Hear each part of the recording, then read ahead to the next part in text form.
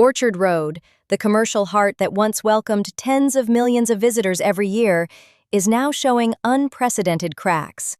Although international tourist arrivals to this island nation have recovered significantly, reaching around 13.6 million visitors last year, actual retail revenue has not risen in proportion to those impressive figures on paper.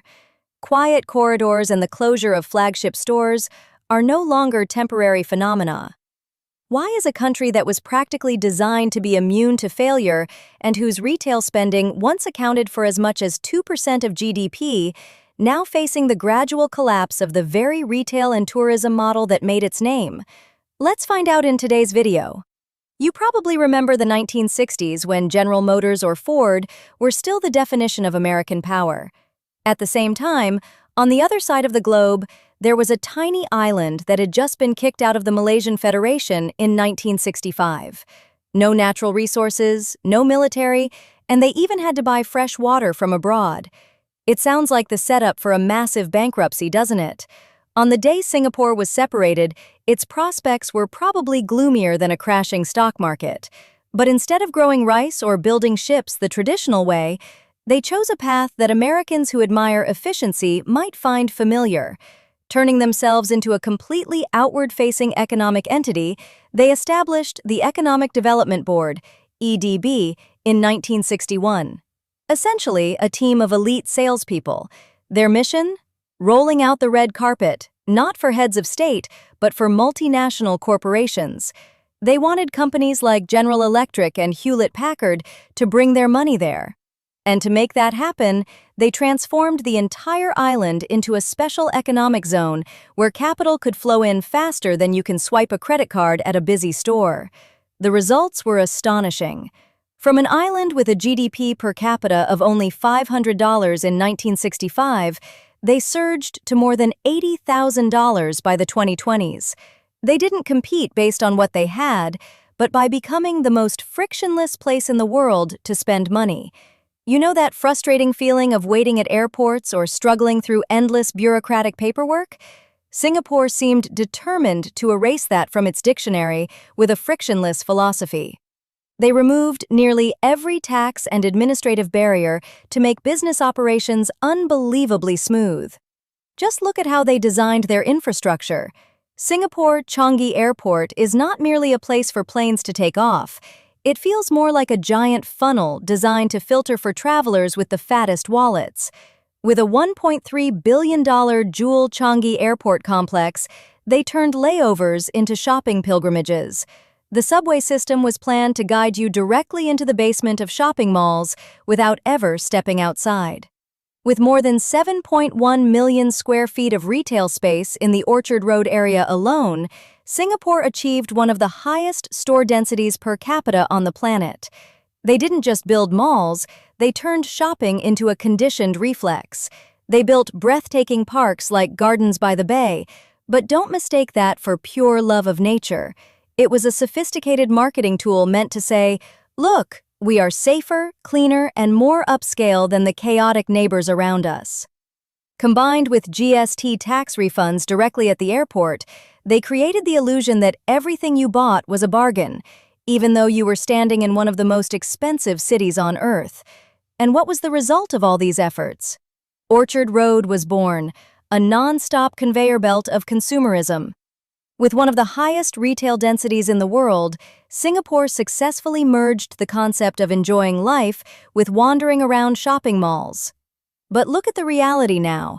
In 2025, the number of business closures in Singapore hit its highest level in 8 years, with more than 60,000 companies ceasing operations. On the sacred ground of Orchard Road, vacancy rates climbed to 7.1% in early 2026. These are not random statistics. They are red warning signals. Chinese tourists, the gold mine that once brought 3.1 million visitors in 2025, are beginning to tighten their spending due to the 5-year real estate crisis back home. Meanwhile, competitors like Bangkok and Kuala Lumpur are offering similar experiences at costs that are 30 to 50% cheaper. It seems that building a perfect error-free world is one thing, but keeping customers inside that world forever is another. When you stand in the middle of an orchard road lined with "for lease" signs instead of the glowing neon lights of Apple or Louis Vuitton, you begin to wonder, has the world changed? Or has Singapore simply become too confident in a model that no longer fits reality? Normally, an airport is a place you want to leave as quickly as possible. But the architects in Singapore operate Singapore Changi Airport like an aerotropolis, an airport city where more than 68.3 million passengers each year are not viewed as travelers but as potential prey inside a massive retail theater. They designed the flow of movement with meticulous calculation across an area spanning up to 1,300 hectares. You want to get to your departure gate? Chances are you'll have to walk past dazzling flagship stores from Apple or Nike, with lighting calibrated so precisely that Rolex watches radiate the most hypnotic glow possible. It's no coincidence that the Crowne Plaza Changi Airport has continuously been voted the world's best airport hotel by Skytrax for 9 consecutive years. They want to extend your stay, what analysts call dwell time. Because in Singapore-style economics, every minute you spend waiting at the airport without spending money is considered a technical failure. If you think a butterfly garden or a free movie theater is enough to keep people around, Singapore apparently believes you are still being too optimistic. In 2019, they unveiled their ACE card, Jewel Changi Airport, a $1.3 billion steel and glass complex featuring a 40-meter indoor waterfall cascading down from a domed roof. There is something ironic about people willingly flying halfway around the world just to stand in front of an artificial waterfall inside an air-conditioned building, while actual natural wonders are perhaps slowly being forgotten. Jewel Changi Airport blurred the line between a shopping mall and a theme park with more than 280 retail and dining outlets. They brought in brands you would probably find on any busy street in New York or Chicago, like Shake Shack or Amazon, but placed them beneath a glass dome made of 9,000 specially engineered glass panels to create the feeling that this is a one-of-a-kind experience. With early check-in services for 26 airlines, they cleverly take away your checked luggage so your hands are free to carry more shopping bags. Singapore Changi Airport is not just an airport, it is the sales pitch of Singapore Incorporated to the world. It is how they demonstrate their governing capability, clean to the point of unreality and efficient to the point of intimidation. With 12 World's Best Airport Awards from Skytrax, Singapore has built an aura of soft power so strong that any investor stepping onto the island is almost compelled to believe the country is unbeatable. Every photo tourists take at the Jewel waterfall and upload to social media is essentially a free advertisement. They successfully transformed dry technical infrastructure into a symbol of national pride, attracting an average of 300,000 visitors per day to Jewel Changi Airport during its golden era. Before the pandemic, retail revenue at Singapore Changi Airport once reached a record high of more than 2.5 billion Singapore dollars, around 1.9 billion US dollars per year. But to sustain architectural wonders like these, they need a massive and continuous flow of people moving through them like blood through veins. Now, with Chinese tourist arrivals still not fully recovered, only reaching around 70 to 80% of 2019 levels as of early 2026, and this customer segment beginning to tighten spending, the glittering corridors of Singapore Changi Airport are starting to feel a little too large. It seems that building a cathedral of perfection is one thing, but maintaining that devotion in a world whose tastes are gradually shifting toward more authentic experiences is an entirely different challenge. According to the data, vacancy rates in prime shopping districts are no longer holding the ideal sub-5% levels seen during the golden years.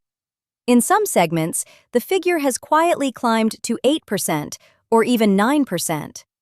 To put that into perspective, in commercial real estate, once vacancy rates hit that threshold, people usually start smelling the scent of an exodus.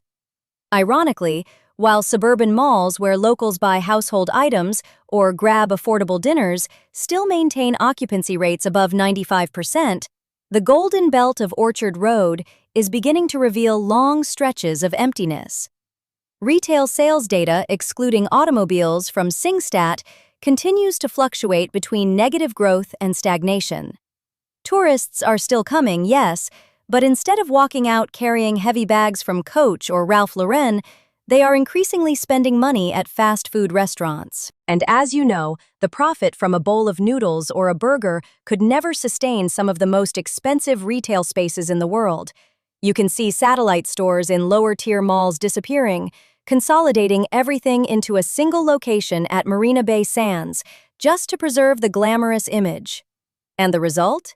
Older buildings along Orchard Road suddenly look like a smile missing several teeth. When flagship brands decide that operating costs and rent are consuming as much as 30 to 40% of their revenue, they leave. And when those giants pull out, the price paid is not just lost rent, it is the confidence of the entire ecosystem. Perhaps that is because analysts are busy revising forecasting models that once assumed Singapore was untouchable. Prolonged high interest rates and the rigidity of real estate investment trusts, REITs, have created an absurd disconnect. Landlords continue anchoring rents at record highs based on expectations from the previous decade, while tenants struggle with the reality that customers now prefer ordering through Amazon or flying to Bangkok to shop at prices 40% cheaper. The collapse of an anchor point like Singapore does not happen overnight. It happens slowly through leases that are never renewed, through silent hallways, and through the silence of those who once promised eternal growth. Perhaps in the end, nothing is truly fixed in a world where change is the only constant. Would you still be willing to bet on this aging model that is beginning to crack? Or are you quietly searching for an exit route, just like those giants already have?